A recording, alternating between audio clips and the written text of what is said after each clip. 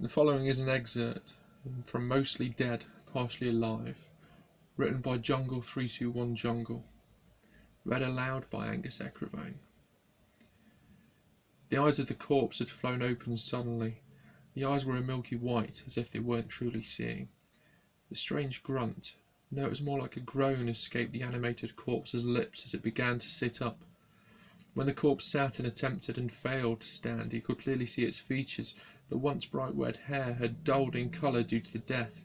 The skin was pale, so much so that if it was any paler it would be translucent. The freckles present on the corpse seemed like many pinpricks in its face. Scars and burns marred parts of its body, but even so the corpse was recognisable to him. Fred. The name slipping from his own lips caused him to freeze in sheer awe. Here in front of him was his twin brother, Fred Weasley, alive. George stared at his brother with a stupid grin on his face as he twirled his wand in his fingers, trying to remember how to speak or move so he could greet the brother he had missed.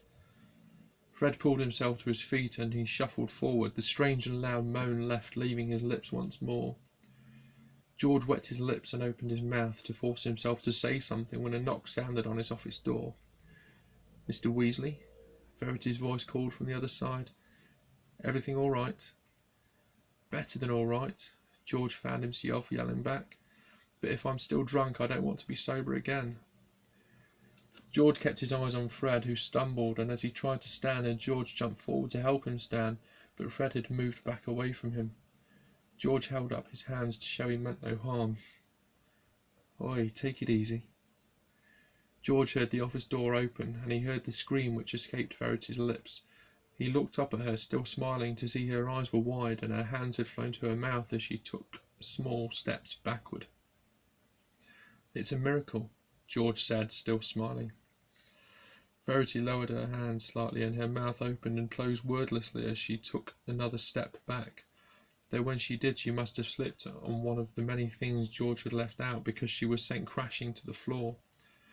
George moved to help her, but Fred was faster, something which would later be George's downfall. He got to her first, and Verity's scream ripped through the air. Fred was on top of her, his teeth sinking into her skin and his fingers clawing at her body. She screamed again, her hands trying to push him off, but he grabbed her arm, ripped it, and took a bite. Blood and flesh flying. Her eyes landed on George. "Help me," she screeched, and kicked at Fred, trying to fight him off. "Help!" she shouted again. "My wand!"